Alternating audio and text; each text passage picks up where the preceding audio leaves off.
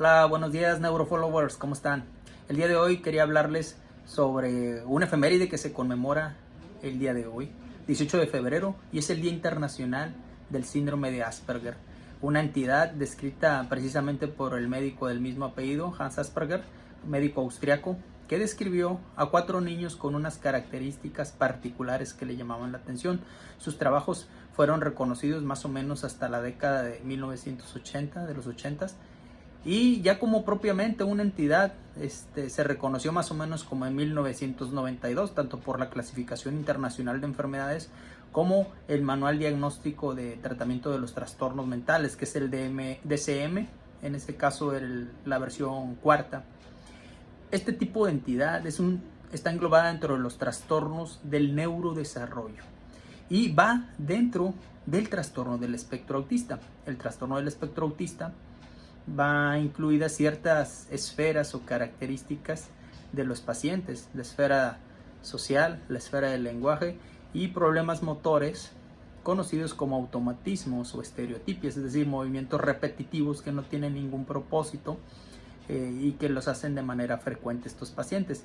Al ver estas características del espectro del autismo, podemos englobar a un niño entre este diagnóstico. Ya no hablamos tanto de autismo, sino del espectro del autismo, que juntamos una serie de signos y síntomas de estas 3 esferas precisamente, y el síndrome de Asperger va incluido por las mismas características. Sin embargo, algo que llama mucho la atención en el síndrome de Asperger es que su intensidad es menor, y de hecho la característica principal de ellos, de los pacientitos con síndrome de Asperger, es su nivel de comprensión del lenguaje, y su expresión del lenguaje es mayor que en un paciente con espectro del autismo o con el autismo propiamente dicho, donde el lenguaje está muy alterado. En el caso del síndrome de Asperger, esta esfera no está tan involucrada y sin embargo lo está. Llama la atención que estos pacientes hablan en tercera persona, así como Tarzán, o utilizan un lenguaje muy rebuscado para la edad. ¿Sí? Algo que tú dices, un niño de 4 años utiliza palabras muy sofisticadas para su edad, es lo que principalmente puede llamar la atención. Pueden tener un nivel de cognición o de inteligencia sobresaliente, pero también puede haber casos moderados o con retrasos de aprendizaje, además del propio lenguaje que pudiera estar involucrado. Tienen estereotipias motoras y también su esfera social está un poco alterada, es decir, son niños que prefieren estar solitos, jugando solos, que evitan el contacto físico, que tratan de no estar alrededor de niños en las fiestas, que están aislados.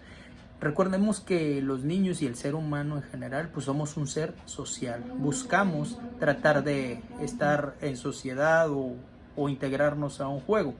En el síndrome de Asperger y en el espectro del autismo, esto llama la atención, ya que ellos prefieren estar aislados, volcados hacia sí mismos, y no les gusta mucho el contacto físico. Incluso se ha manejado como el espectro de Asperger o la enfermedad de Asperger como un autista de alto rendimiento o autismo leve. Es más correcto decir que tiene características de síndrome de Asperger. ¿Cómo hacemos el diagnóstico? Pues el diagnóstico es clínico. Aún están en investigación marcadores serológicos o en sangre para poder tratar de hacer un diagnóstico. Este trastorno no se diagnostica con estudios por resonancia magnética, ni tomografía, ni siquiera electroencefalograma. Son estudios complementarios que, dependiendo de la exploración del médico, del neurólogo pediatra o del psiquiatra, que somos los especialistas que tratamos de ver estos pacientes, ya individualizando el caso, ameritaremos tomar o no algún estudio.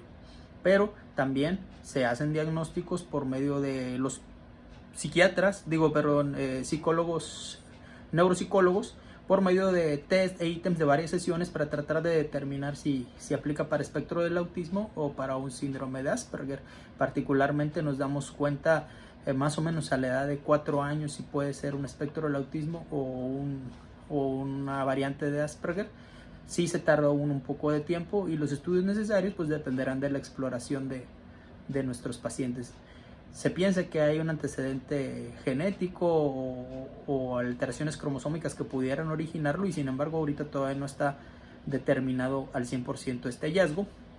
Y en cuanto a tratamiento, pues bueno, son terapias de lenguaje, terapias conductuales, cognitivas conductuales, medicamentos se tienen que considerar dependiendo si hay alguna comorbilidad, como cuál, como epilepsia.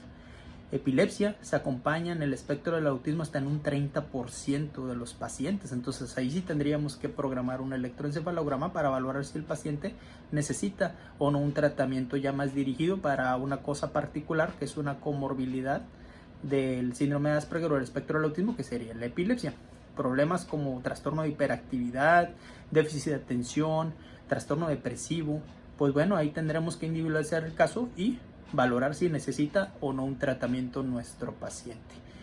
Y lo más recomendable es que si vemos ciertas características de nuestro hijo en la esfera social, retrasos del lenguaje, manerismos o estereotipias motoras, agitar manos, agitar la cabeza, pues bueno, acudamos primero a nuestro pediatra y luego a un especialista, sería el neurólogo pediatra o el psiquiatra. Ese es el tema de lo que yo les quería hablar. Ya lo saben, yo soy el doctor Humberto Ortega, su neurólogo de confianza. Que tengan un buen día.